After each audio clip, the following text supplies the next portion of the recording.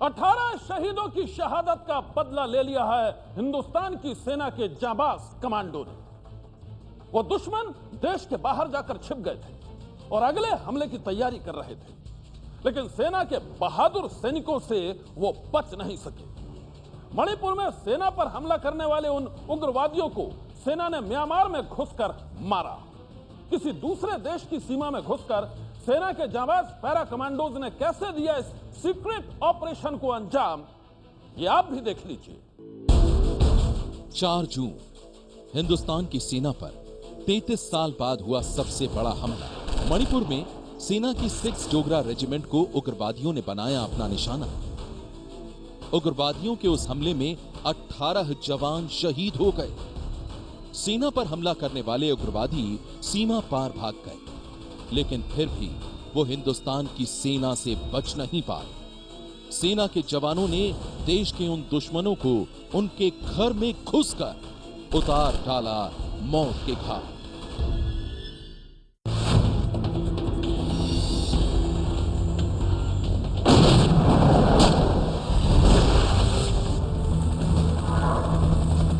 Myanmar में इसी तरह घुसकर भारतीय सेना ने दुश्मनों को मुंह तोड़ जवाब दिया है। पहली बार सेना की स्पेशल फोर्स ने किसी दूसरे देश की धरती पर जाकर उग्रवादियों को मार गिराया है।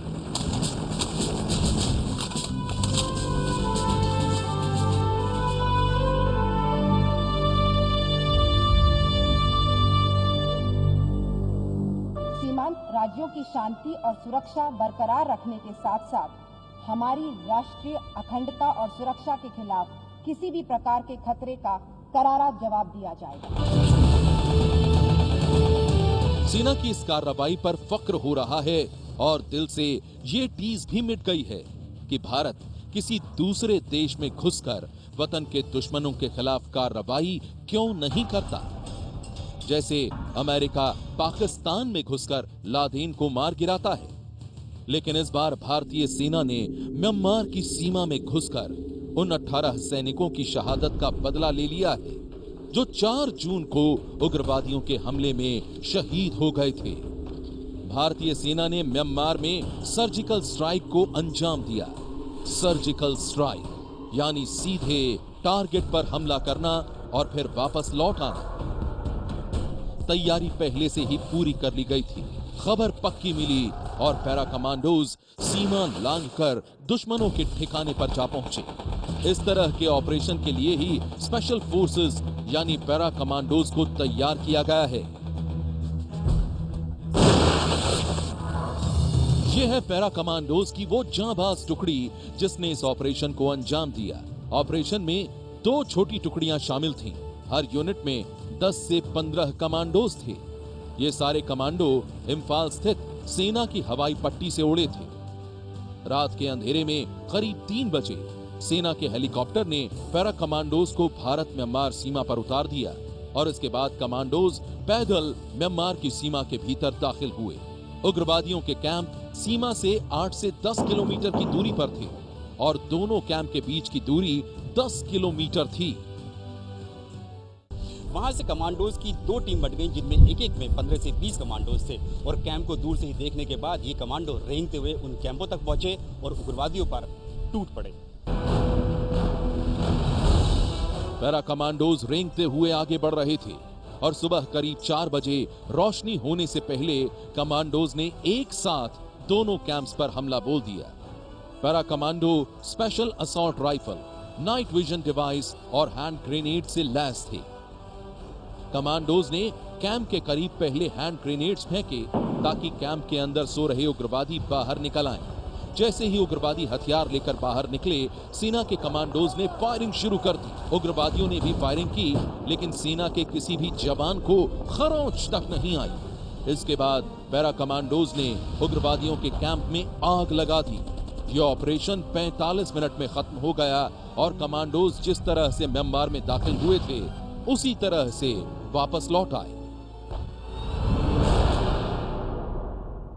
उग्रवादियों के कैंप की रेकी करने के लिए भारतीय सेना ने यूएवी की मदद ली, साथ ही ह्यूमन इंटेलिजेंस का भी सहारा लिया गया।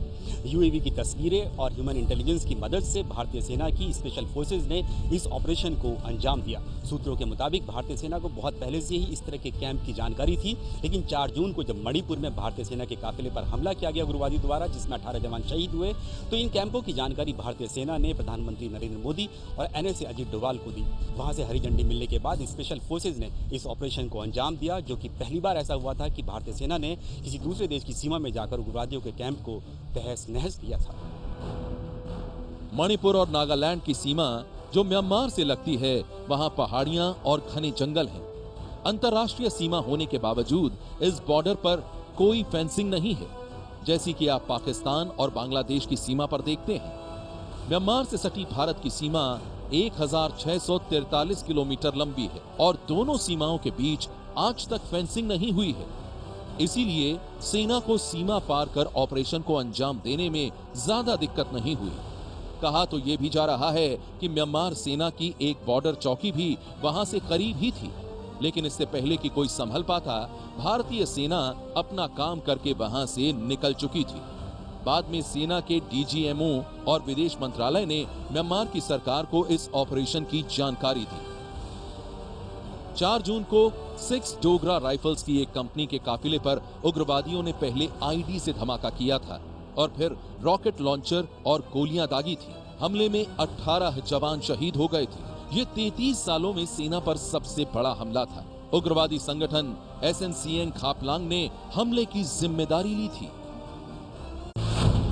हमले के 4 दिन के भीतर ही सेना ने दुश्मनों को मुंह तोड़ जवाब दिया है, लेकिन खबर यह मिली है कि पूरी कार्रवाई में उग्रवादी संगठन का मुखिया खापलांग बच निकला है। सेना ने म्यांमार सीमा पर उग्रवादियों की अवैध हथियार फैक्ट्री को भी तबाह कर दिया है।